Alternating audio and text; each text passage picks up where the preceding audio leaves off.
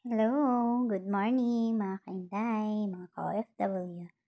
Papakita ko lang sa inyo, nagluto kasi kami ng baboy. Mahal pa naman ng baboy dito. Kaya lang, ayan, pinapanood ako ni Ella, meron daw magandang palabas sa Netflix, Korean. Yan, pinapanood niya ako dyan.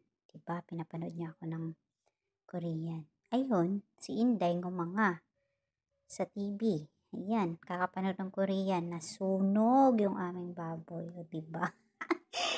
Sunog talaga siya, hindi ko alam kung okay pa. Try namin hiwain.